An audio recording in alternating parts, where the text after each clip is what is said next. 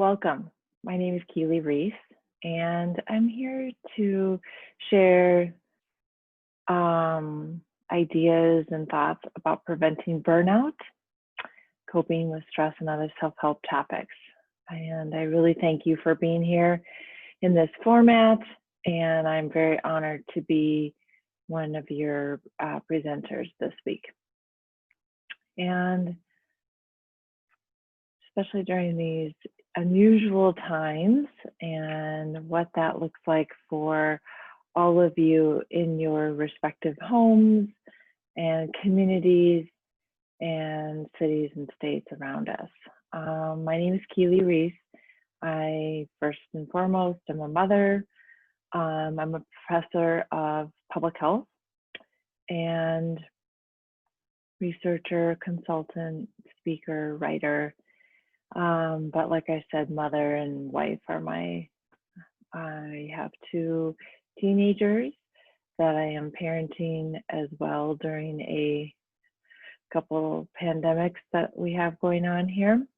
And I can completely understand those of you who are getting ready to go back to school, homeschooling, and or workplaces that might look very different for the coming months. So I have a lot of empathy and a lot of deep respect for the work that you have been doing under these circumstances and will continue to do.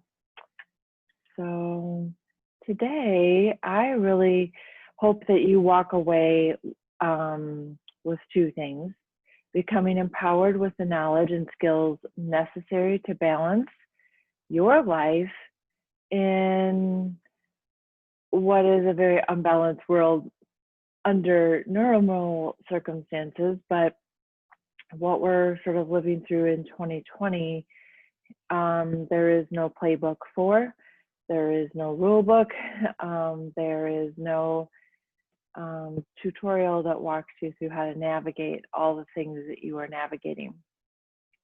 So first and foremost, empowering you in some skills and some different maybe tactical things that might provide a little bit of respite and self-care, right?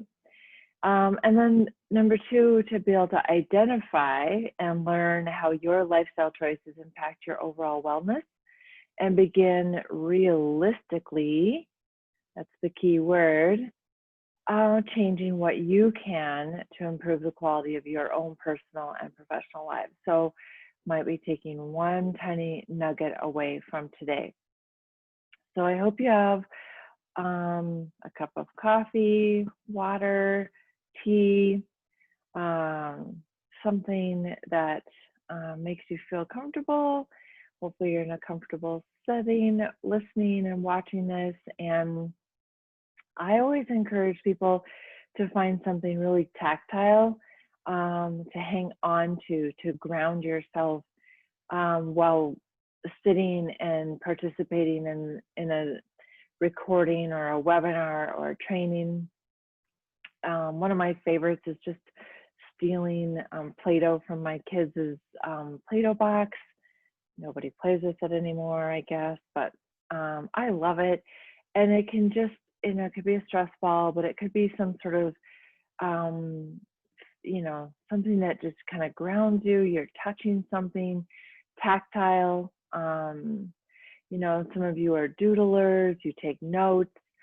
And I think that anything that helps our brain pull into these spaces, get connected with self, are all things that can really help with focus, attention, and sort of being able to zone in on what really matters for you in this moment. So I hope this is a time that I can bring some self-reflection.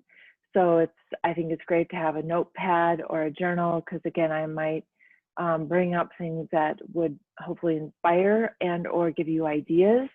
And again, I wish that I was interacting with you right this moment in a way in person that we were learning just as much from you all as, you know, I think that's one of the things that we lose. So please send in your thoughts, things that work for you, things that you've tried after this experience. All right, so first of all, I want you to do a body scan, and I'm not exactly sure what you can see or not see. I'm going to move that a little bit. And a body scan is just as it sounds. It is as if you put your own body over the scanner at Target, or the grocery store, or wherever you shop, Walmart, or your co-op, and you're just visualizing what happened for you this morning, last night, this afternoon, whatever time it is in your world at this point. And so hopefully you're sitting in a comfortable place and you're able to fully relax your body. And I'm going to walk you through a very condensed body scan. But the idea is zone in and really put on your oxygen mask right now and assess your body. Don't judge it. Don't find a way to try to correct it right now. I am just asking you to scan it. Simply be aware of what is happening for you in your body, in your mind. Let your breathing slow down. In fact, take a nice deep inhalation, usually through the nostrils. And then as you exhale, a slight opening in your mouth. So you're going to push the air out as if you had a straw. And then inhale. Pause. And then exhale.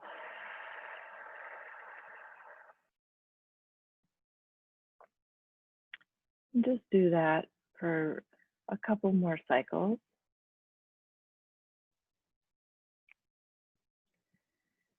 And when you do this, you start to breathe from your belly instead of from your chest.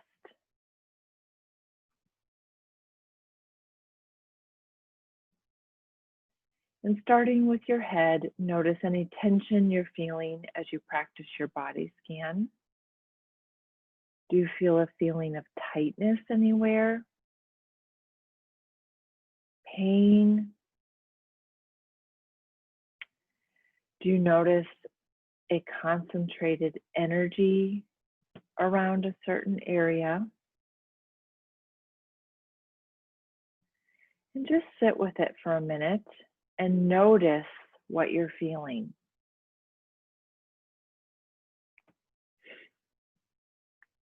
You do not have to alter it or adjust.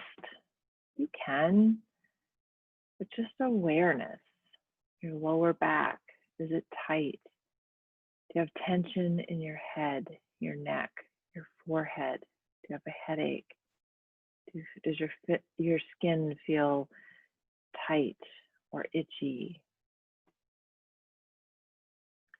Are your feet planted on the ground?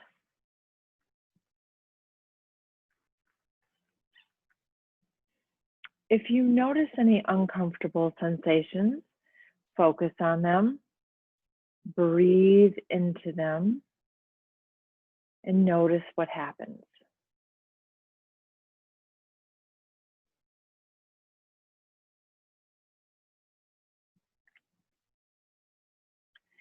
Many people notice that the feeling becomes more intense first, and then as they continue the body scan meditation, you're able to keep your focus and the feeling dissipates around that area.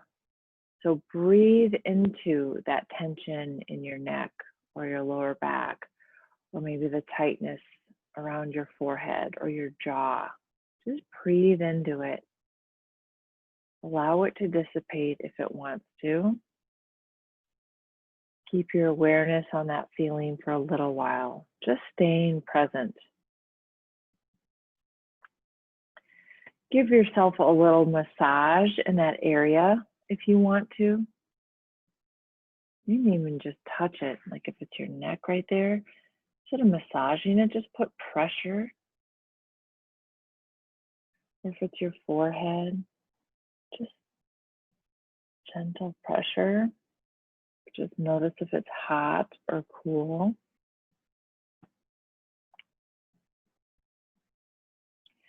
Next, move down to your neck, your shoulders, your lower back.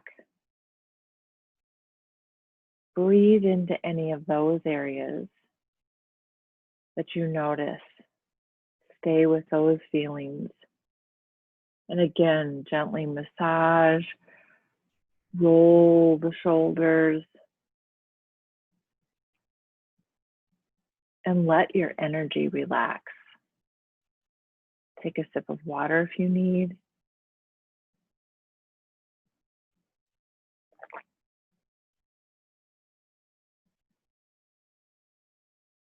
And continue scanning down your torso, your midsection, your abdomen.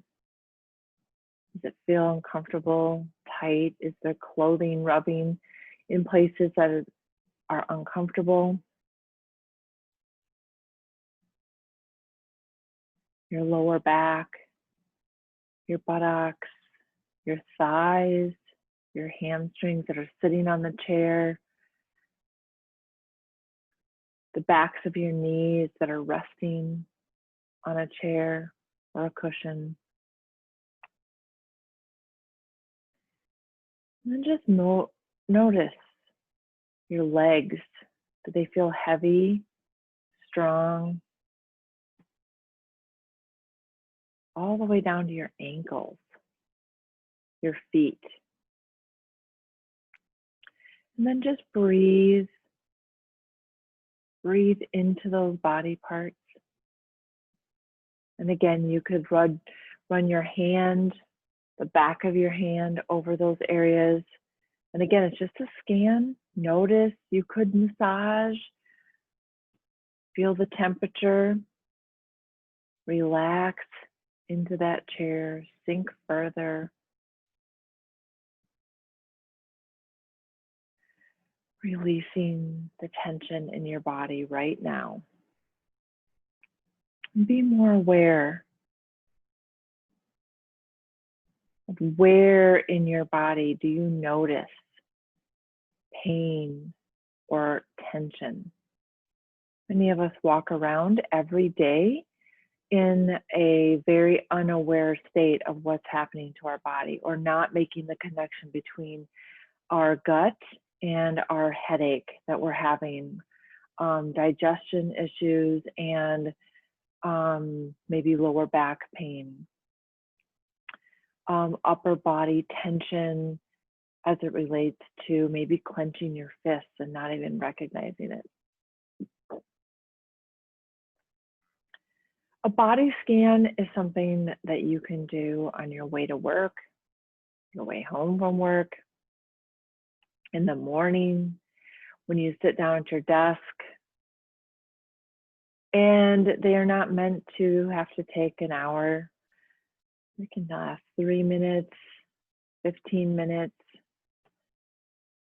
And practicing a body scan meditation allows you to obviously feel that stress. And as you feel it, you're bringing awareness to it that allows you to adjust and apply self-care to that area, instead of sort of carrying around that tension all day, all evening. And especially as you shift from working at home to living at home, right? So we're working at home these days. And then we're also living at home with other humans. We're homeschooling, we're caring for other people in our homes. And body scans just really bring you into awareness before you come into another person's space to help with homework, to help with meal prep or household responsibilities. And a scan just allows us to step back and into our body again. So thank you for participating in a quick body scan. And again, I just like it. What I also like with a body scan exercise and meditation is that you just meet and greet each part of your body. And it's almost just like you're saying, hello, shoulders, there you are, tight and up in your ears, or hello, stomach that is feeling uncomfortable or tight in the clothing that you're wearing, or hungry or full and bloated, or just again bringing awareness to it, putting oxygen, if you will, to every part of your body, right? And allowing it to be there. A body scan meditation can also promote body awareness, stress awareness, and relaxation. Practicing it often can also lead you to using things like progressive relaxation, visualization, and other breathing exercises that can be really useful. So just if you've not done one of those before, I again thank you for participating with that this morning, this afternoon, this evening. All right, so when you do a body scan, let's see if this lets me move. Try going back there. This allows us to bring a lot of things. I love the iceberg analogy for a lot of different reasons in the work that I do. This analogy is out of a UK organization that I love. But this helps us when we really are doing a body scan well, or some sort of meditation.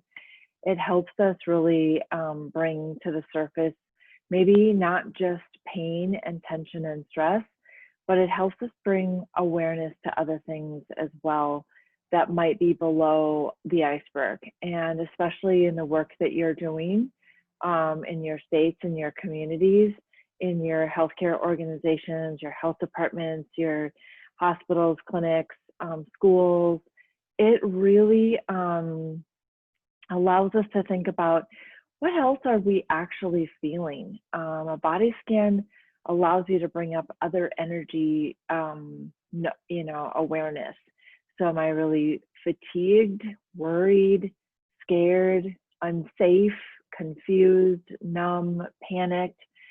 I think right now in our world, we know that we are experiencing some emotions that no one has before. Your patients, your clients, your students, your own family members as well. And what that can look like on the surface is rude, distant, aggressive, controlling, overly happy, withdrawn, manipulative. And what's really sometimes below that, and what you can learn through a body scan is, wow, I'm actually really panicked or fatigued or frightened, worried, scared, numb. And it plays out very differently. And then it also plays out in our bodies. And so body scans are just one really important tool that you can teach your patients, your clients, your students, your own children, your partners, your family members. And it helps bring words to be able to describe what's really happening in our homes, in our communities, in our practices, in our clinics, and with our colleagues. And where the other folks you work with might look overly happy, it's to mask that they're very panicked and very worried. and right, who knows? There's so many things at play right now with just the care of our own health, financial stability, the future, just being able to navigate in our own spaces and communities the way that we once were, not so long ago. 6 months ago, this looked very different. So this, I encourage you to use this also as a tool. Screenshot this, print it out, go to this website, beaconhouse.org, the UK. It's just a really good analogy of things that can help bring to light some of the things that we are experiencing.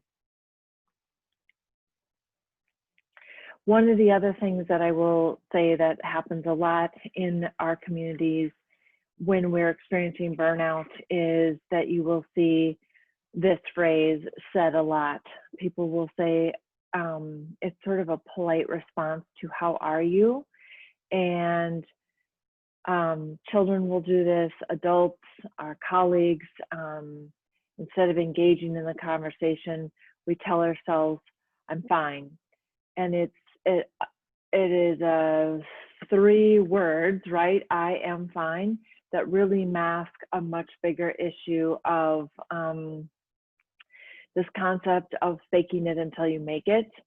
And for some things and some spaces that can be, yep, we can fake it till we make it, and that will get us through a moment a day. But the continuously telling others and then ultimately yourself that you are fine is, again, going back to that iceberg. It's masking a lot of other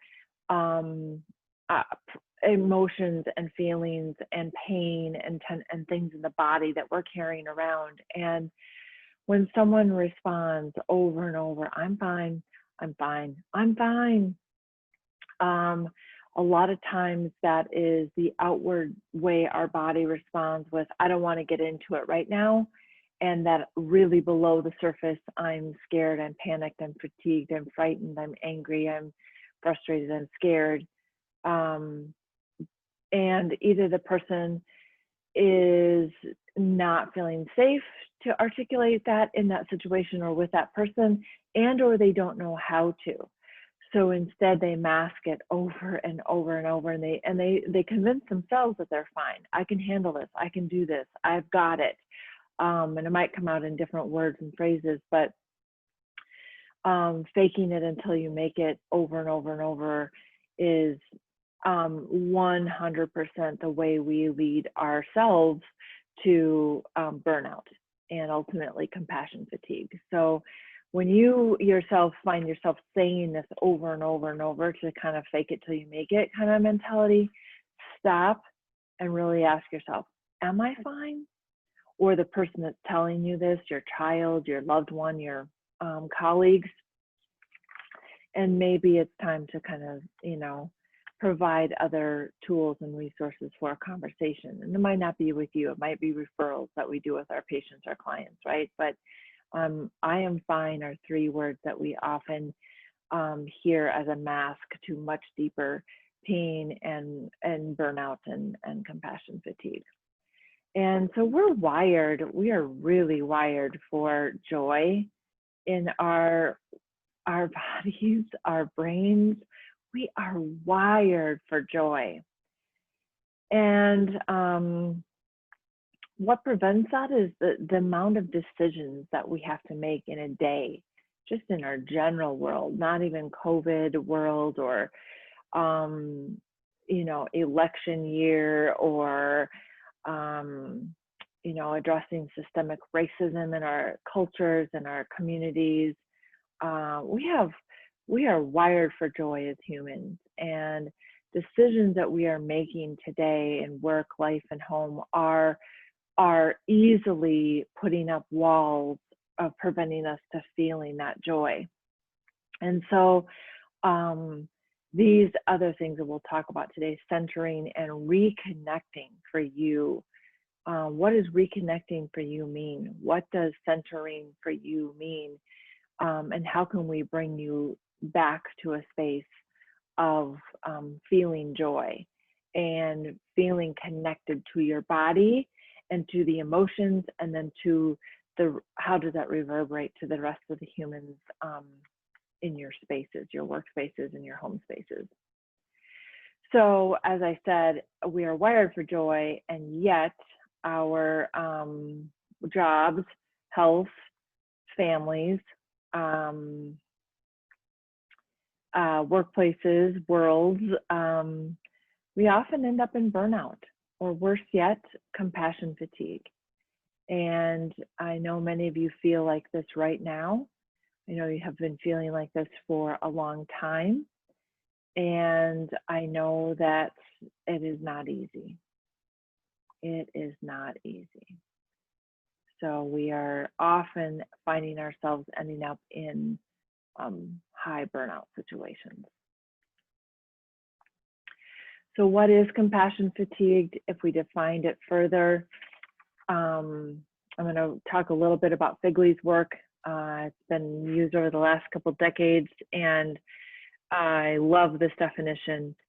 We have not been directly exposed to the trauma scene, but when we hear the story told with such intensity, or we hear similar stories so often, or we have the gift and the curse of extreme empathy, we suffer. We feel the feelings of our clients, we experience their fears, we dream their dreams. Eventually, we lose a certain spark of optimism, humor, and hope. We tire. We aren't sick, but we aren't ourselves. And this is such a, I absolutely 100%, when every person that I have interviewed and conducted focus groups with regarding compassion fatigue and burnout, and we'll talk about the difference, this is exactly what it feels like in a nutshell for many. And so again, many of us who are in public health, health education, clinical settings, you're working as practitioners, you're working with clients, and that could be telephonically now only, and prior to that in person. You're doing testing, screening, phone, contact tracing, whatever that looks like. Continually hearing that secondary, we call it secondary trauma, and it doesn't have to be trauma, but it's just negative things, right? So you can, and the compassion fatigue right now that we are also experiencing is this worldwide compassion fatigue. When you hear stats of deaths rising in other states or other nations, or you hear about catastrophic events and losses just in the tri-state area, right? Ohio, or excuse me, Iowa has experienced this terrible devastation with the derechos, all the way to fires, right, in other states, and people losing their homes and their jobs and their loved ones and their pets, and that additively adds up and adds to our level of deep compassion fatigue as well. During the riots and the protests, and maybe you were definitely directly a part of those, and or not, if not directly part of those, the work that you might have been doing in your organizations to address systemic racism, to address the inequalities in your communities, that has this reverberating level of burnout and compassion fatigue. And then just prior to all of these things that have happened in the last 5 months in our nation, the kind of work that you do in healthcare and working with patients and sharing with them diagnoses or testing results, or whatever that looks like with the work that you're doing in the spaces, it can lead to very high compassion fatigue, just any of us that are in helping professions. So what does that look like? And this is also Figley's work. He calls it vicarious traumatization or secondary trauma. It's the emotional residue or strain of exposure to working with those suffering from the consequences of traumatic events. And it differs from burnout, but and it can coexist with burnout. So compassion fatigue can occur due to exposure on one case, or can be due to a cumulative level of trauma. And so most of us in this profession, it's a cumulative effect. Burnout, not necessarily trauma related. And so when you're trying to figure out, well, burnout, do I have compassion fatigue? You probably are like a spectrum of it, and probably heading definitely towards compassion fatigue, but many are for sure experiencing burnout in the workplace and homes right now, August 2020. It's a cumulative process marked by emotional exhaustion and withdrawal associated with increased workload and institutional stress. And so either way that you look at this, burnout leading to trauma, or burnout, leading to compassion fatigue. One of the things I love teaching about is how other cultures prevent and or address compassion fatigue. And one of the things I love sharing is the story about Mother Teresa and how her work and her training with others she really deeply understood compassion fatigue. And she always had a written plan to her superiors that it was mandatory for her nuns to take an entire year off from their duties every 4 to 5 years to allow them to heal from the effects of their caregiving work.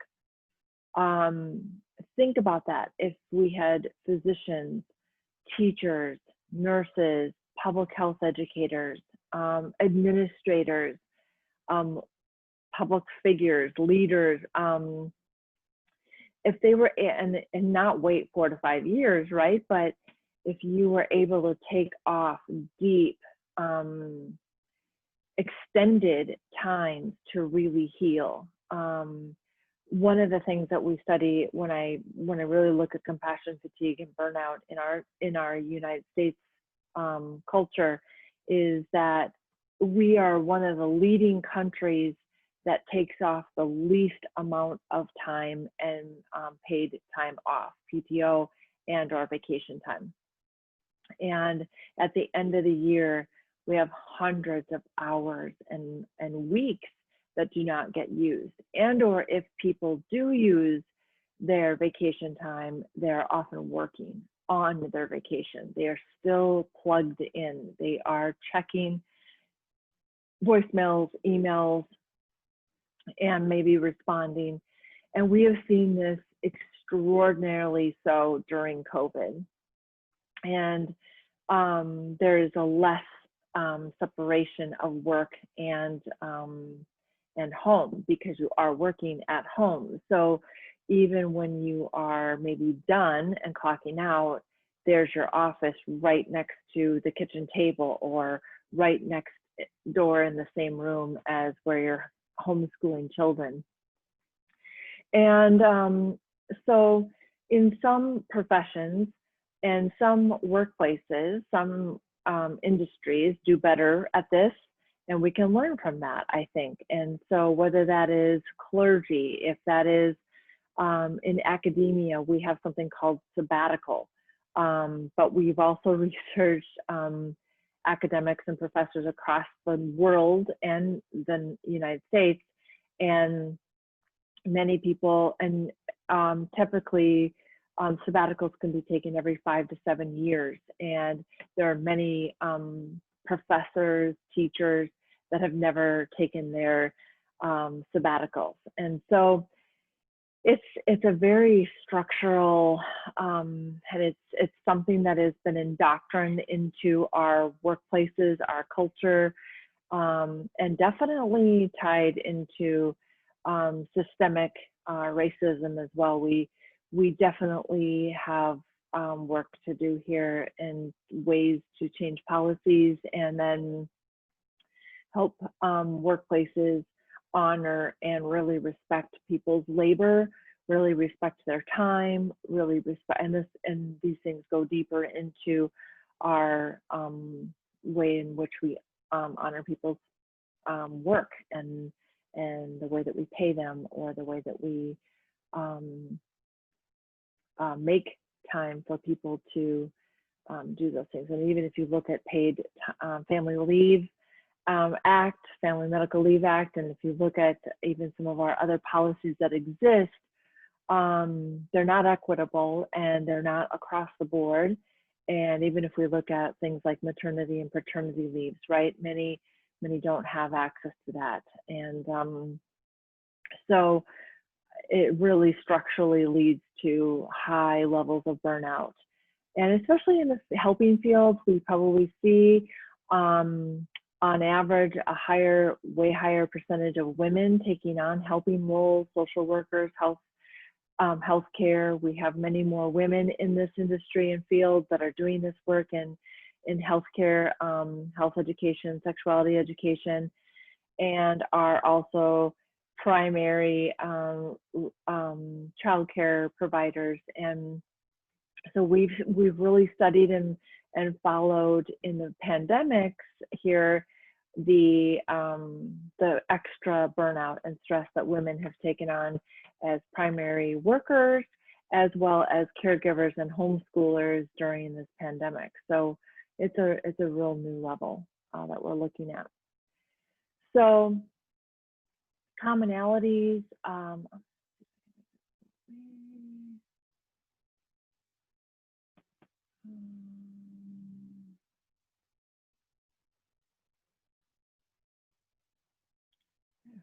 think that works. Oh my goodness. Commonalities of burnout and compassion fatigue. These are, if you're checking off these on your box, this is a chance for you to really do this body scan deeply and ask yourself, what does that look like for you? Emotional exhaustion. Do you feel like you have a reduced sense of personal accomplishment or meaning in your work? Mental exhaustion. Do you find some days more than others that you have decreased interaction with others and find yourself isolating from colleagues, even family members? We often see some sort of depersonalization, so symptoms that are disconnected from real causes, not being able to make a connection between that feeling and what's actually happening in the greater world, but also maybe in your home. And then many will describe this as just sheer physical exhaustion. Even if you're getting 7.5, 8, 9 hours of sleep, people will say they still are exhausted and they still wake up feeling so tired and drained, or by noon instead of 3 o'clock, they're just physically wiped out. Their bodies ache and hurt in places during this time that they have not felt before. And so burnout will bring on extreme physical manifestations in the body. So this is a chance I would ask you, what else does it feel like or look like if you were to scan your body?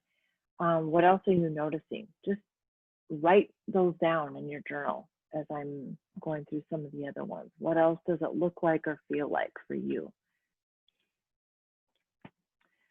Symptoms of compassion fatigue, and again, checkbox here.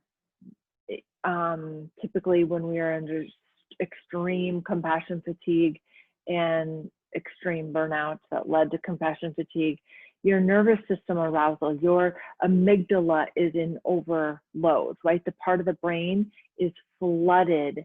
And so that can, and we call it flooding, but it can look like sleep disturbance. So even though you might be sleeping 7.5 hours, that's why you're waking up so fatigued feeling. It's because your body is not getting into REM stage, all 4 stages, and moving back and forth in those stages as one really should in deep sleep. Maybe your emotional intensity increases. You find yourself sort of what we would call frazzled, frayed nerve endings, right? And so you just find yourself snapping quicker. And a lot of people are describing this during this time as they go from 0 to 60. I'm calm and then I'm instantly angry, or I'm calm and I'm instantly in a puddle of tears. And so before, it might take a lot longer to build to those things. Often my clients or my patients I'm working with will describe that as a 0 to 60 experience, that normally I wouldn't get that angry or feeling that raw that quickly. Cognitive ability decreases. A lot of people will describe this as brain fog.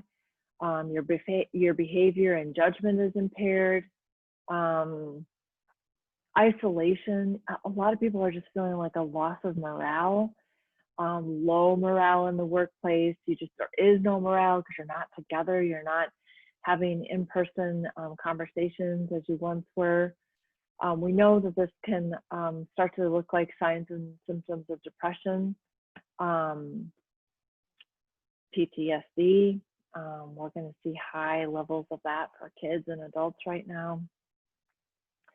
Loss of self-worth, emotional modulation is changing, as we talked about. Identity, your worldview is shifting. How is it not shifting, right? In this worldwide experiences that we're having. For some, their spirituality is very much being impacted and feeling very disconnected from their spiritual community, their churches, their faith. And others are very deeply connected, and that's great. But under compassion fatigue, often that's one thing that they unplug from. Your beliefs and psychological needs, trust, esteem, intimacy, control, those are all being interrupted in a way that just are not working. Loss of hope and meaning, sort of this existential despair, and then anger towards perpetrators or causal events. So anger towards maybe neighbors, right? Protesters, colleagues are not wearing masks, just being out and about in the world and navigating how people are behaving, especially during recent times, right? Earlier this summer, and earlier in the pandemic. So compassion fatigue, how does this work? And I love graphs and I love looking at things like this. It helps us understand things. And so when it's moving from left to right, but when you have exposure to suffering, your clients, your patients, your family members, all of the things that people have lost, right? They've given up. People who have lost loved ones during these times, people who have been diagnosed with really devastating health issues on top of the pandemics. And then your empathetic ability goes up during these because you're an empathetic, caring caregiver, healthcare provider, and your level of concern is very high. And then in comes your empathetic response right here, my little arrow here, and high empathetic response. And then the body, to protect itself, has to have some bit of detachment and also at the same time a sense of self, sense of satisfaction. However, this residual compassion stress with prolonged exposure, now it's not just a month or 6 weeks, this is 8 weeks. And just in general, in the work we do in the healthcare field, prolonged exposure to suffering is just part of what we deal with, constantly telling people negative results and complications with their health, or having to help them talk with their partners about their, they're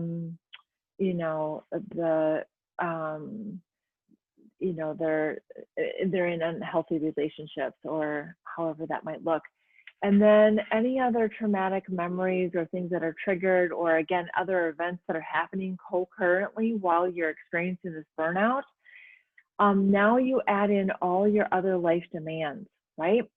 On top of everything you're experiencing in your work, on us right now in healthcare and as public health education and healthcare workers, our other life demands are exorbitantly high right now, right? So you're homeschooling, you're working at home, you're having to navigate new policies, you're having to write those policies for your workplace, you're having to mandate those policies in your communities, on top of navigating politics in your state or in your region, an election year, those things are very challenging and difficult. On top of other life demands, many of you are caregivers for elderly parents or other family members. You are caregivers for your young children or your teens that have lost everything this year, or seniors that are trying to head off to college this year, whatever that looks like, right? Your other life demands on top of your own health. There you have it. Leads right there, compassion fatigue. And so you can start to see where all these things build up. So when you're unconnected at home and work, what does that look and feel like? And I often use the example in my own life I use the river as the example. When my children were younger, this is a family picture. This is me taking a selfie. This is my head, like right here. I would use this example all the time. And my two children are in the canoe and my spouse in the back just muscling through. I often equate compassion fatigue feeling like you're in a canoe with your children and you're going against the current. You're not going with the current down the nice Kickapoo River or whatever river or lake is near you, right? You're going against the current. And that's what compassion fatigue feels like. It feels like you are canoeing with two very small children who are hangry and frustrated and hot and tired, and there's bugs, and what does it look and feel like? It feels like a lot of work. It feels like canoeing up the wrong direction against the current. And so I often ask you to think about what are the forces or factors that influence feeling good at work or at home. So what are all the forces that you're sort of having to paddle really extra hard against? When you're in the flow at work and at life and at home, it'll feel like you're in a canoe, you're going with the current, and people are singing and they're happy and they're eating their snacks and they're looking at the cool bugs in the water, right? And everyone's having a good time in the kayak or in the canoe, right? That's what that can feel like at work. Feels good. The morale is good. When it doesn't feel good and it's constant uphill, right? You could use the uphill analogy a lot on this, but I could use I love the against the current, and you're paddling the wrong way. The forces, it feels like everything's working against you. And so think about what that feels like for you. So there's all these cultural shifts and in our life balance, and pressures for individuals and families are twofold compared to 2 decades ago. So under normal circumstances, not even COVID and the things we've been navigating the last 6 months, you know, we do have a very different work-life balance than your parents did or your grandparents did. We have a lot more time away from each other outside the home prior to the pandemic, where we spent about 70% of our time outside of the home. Now that looks a little different. Now we're in the home more like 80 to 90% of the time. But a lot of distance between families, right? We grew up and people moved away and moved to different states, cities. And so a lot of families find themselves very isolated, not with extended family there to help them raise their children and or support them in their work-life balance experiences. And so and then we just have all these other distractions that creates these islands and silos of work and home. And it can feel very isolating under normal circumstances. And then you add this 5 months of what we've been going through, and that changes. And then we have these other added pressures that 2 decades ago we didn't of social media, right? And the pressure for individuals and families to do more, have more, to be perfect, and it only shows one dimension, right? And so many of you have been experiencing maybe this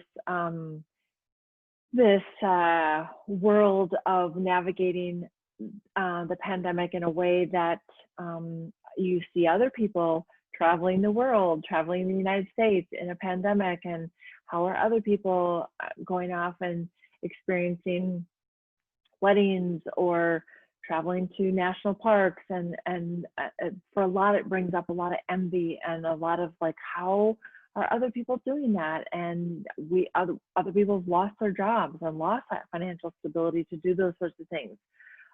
Teens watching their friends do other things on social media, TikTok, Snapchat, that they're not getting to do, and you're navigating that as a parent. Or your clients, right? Your clients are very stuck.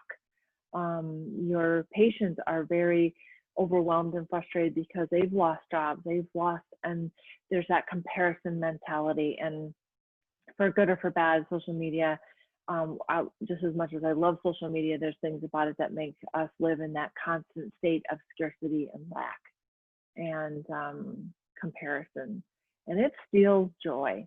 Comparison is a stealer of joy. So your body is speaking.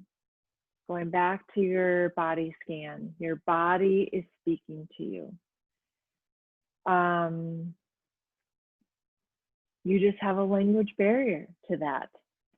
Sometimes there's a language barrier, meaning your body's telling you all kinds of things, and we're just not understanding what it's trying to tell us.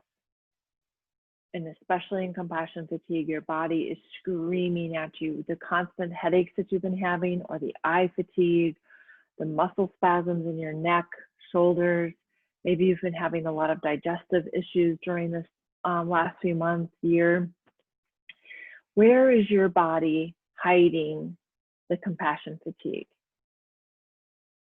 And so your body heals pain with pain sometimes. And so often your skin will scream, right? With eczema and rashes and hives. Our skin is one of the first organs to scream at us if something's not right with something we're eating, or too much stress, or not enough sleep. So breakouts, rash, hives, itching, dryness in the skin, all over the body, right? Not even just,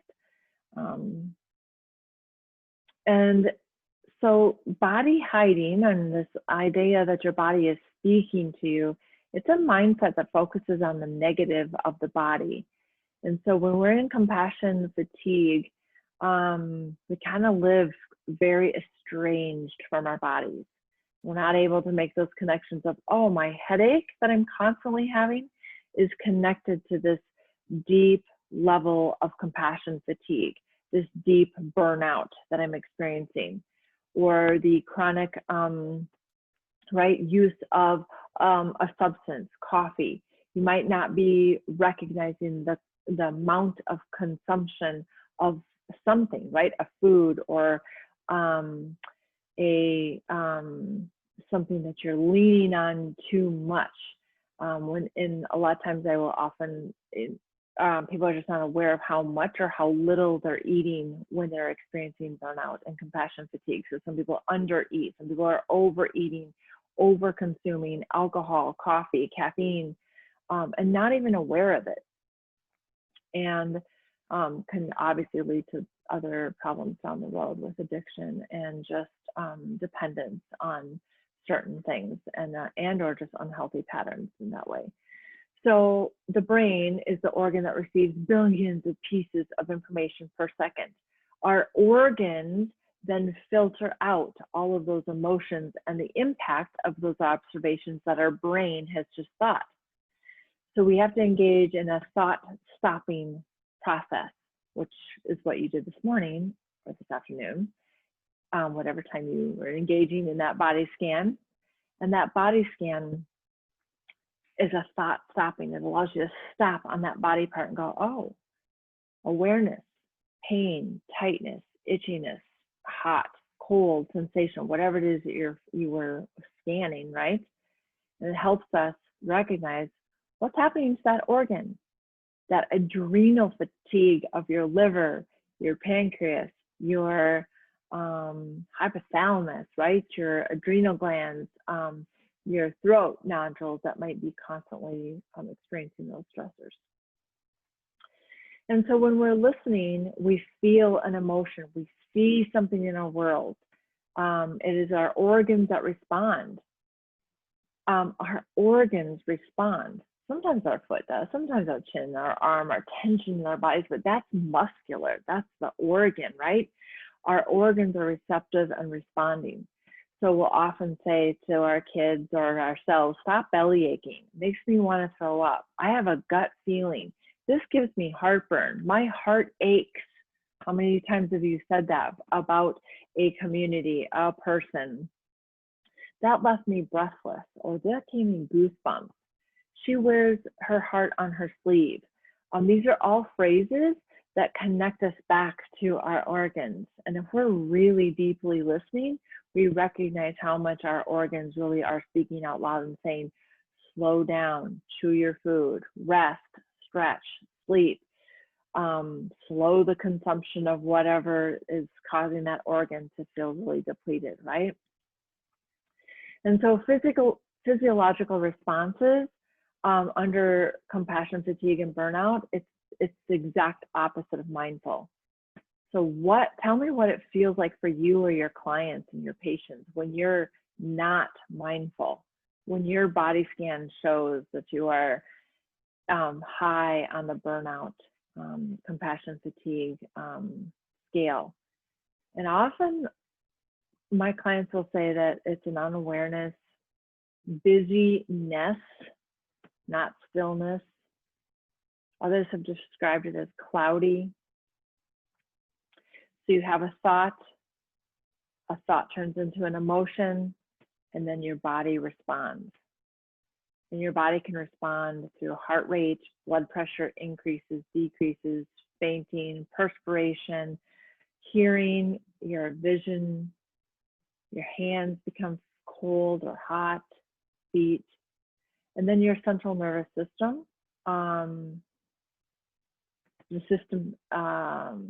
the sympathetic nervous system starts responding into fight or flight.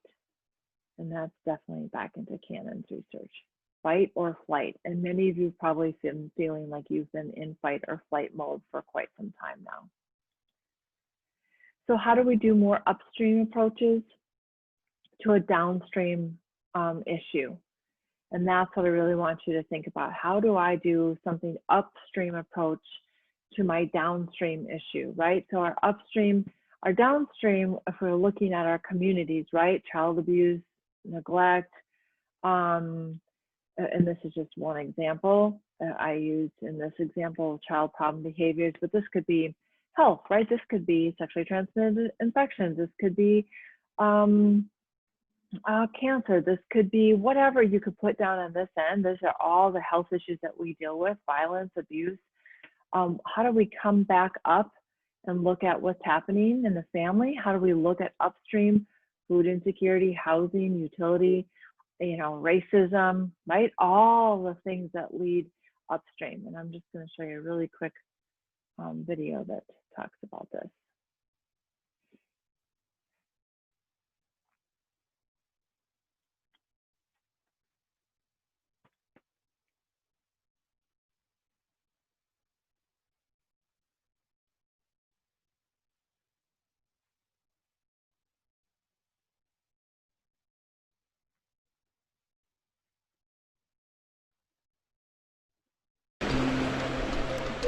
You're standing on the edge of a river. All of a sudden, a flailing, drowning child comes floating by. Without thinking, you dive in, grab the child, and swim to shore. Before you can recover, another child comes floating by.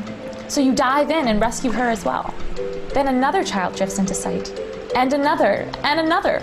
Eventually, hopefully, some wise person will ask, who keeps chucking these kids in the river? And they'll head upstream to find out. Every time we have to clean up an environmental disaster, every time a young person winds up in jail, every time people have to take medications to make up for the fact that they couldn't afford good food, we're suffering from the results of downstream thinking. Thinking upstream means making smarter decisions about what kind of country we want. Okay, so that's just a really quick little reminder of what upstream approaches are and what can we do personally, and then in our communities, and then in our nation that really look at addressing some of these ways to prevent compassion fatigue and burnout. So contemplative practices are an upstream approach, right? It's a mindful practice. What can you do to authentically engage in a practice?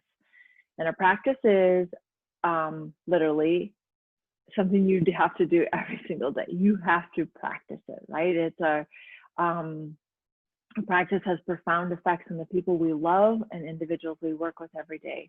Our patience, our guidance, our mentorship abilities, our engagement on a human level expand daily and in profound ways when we engage in a contemplative practice.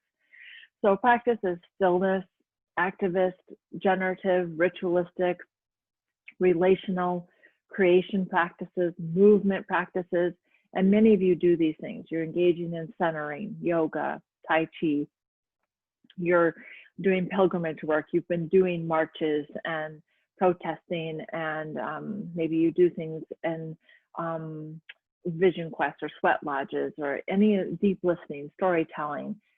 These are all other really great ideas of contemplative practices that you can use. And I want you to really think about what could work for you and give you a practice personally that will ripple to your family and your loved ones, that will ripple to your colleagues and your patients ultimately and your clients. So having a contemplative practice and why it matters. Having a practice leads to mindfulness, and mindfulness just leads to that centering and that body awareness of what is my body saying. And when you're aware of that, then you're able to respond to the situation, your patient, your client, the world, the pandemic, to your homeschooled children in a way that are going to help you meet and greet them with more presence, more patience, more joy and light, right? So number one, that improved relationship with yourself. It will generate an overall sense of calm and well-being, feeling better mentally, physically. It will really start to undo those experiences of compassion fatigue. Stronger sense of yourself, body image, your awareness, your ability to focus, concentrate, and feel centered in diverse situations, and strengthen your sense of purpose and goals for others. It will improve your relationship. Oops, I went too far.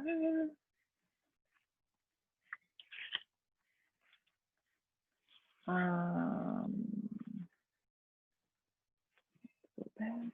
Improving relationship with others, for truer feelings of empathy, compassion, and sympathy, being able to identify other individuals' perspectives, being able to be better at resolving conflict, having more empathetic listening skills, creative ways to problem solve at home, work, with children, loved ones, and will help attract others to a practice. When other people around you see you engaged in a contemplative practice, they will ask you, why are you so joyful in this moment?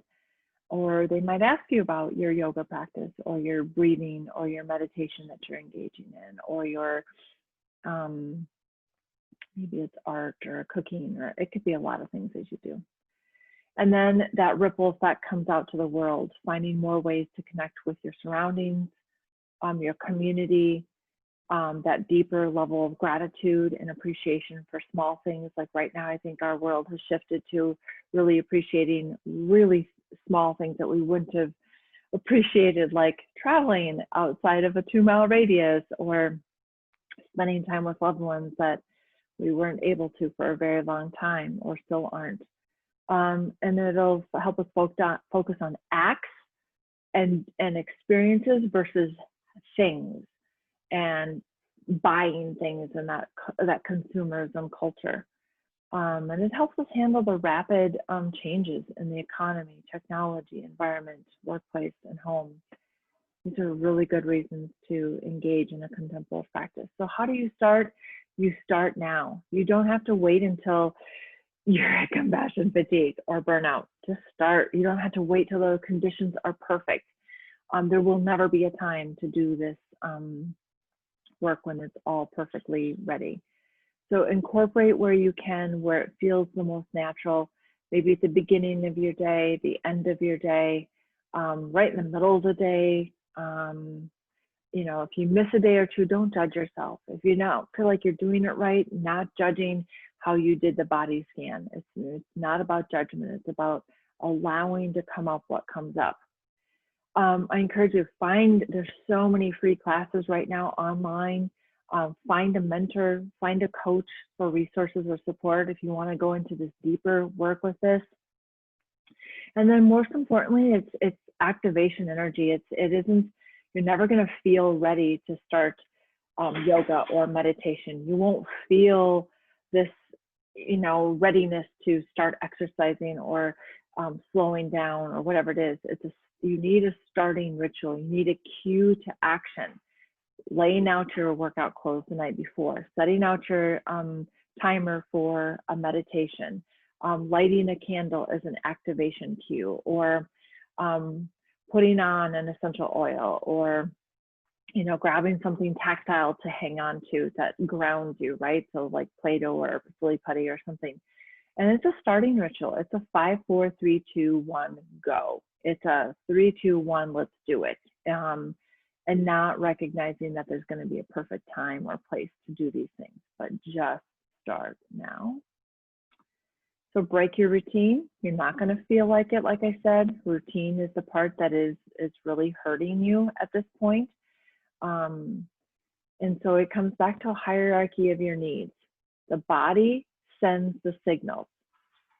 So what are the signals you detected in the body scan?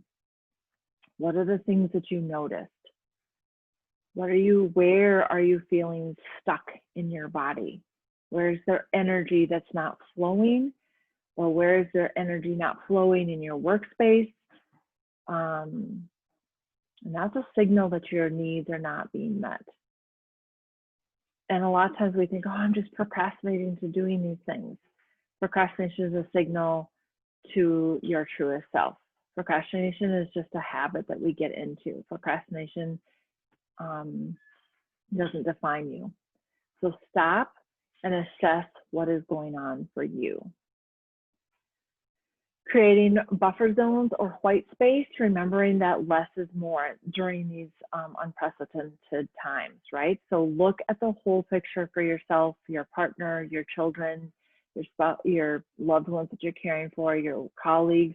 When you see the day on your calendar, the week, the month, is there white space? Is there space where you can just see joy instead of constant busyness that's being filled up?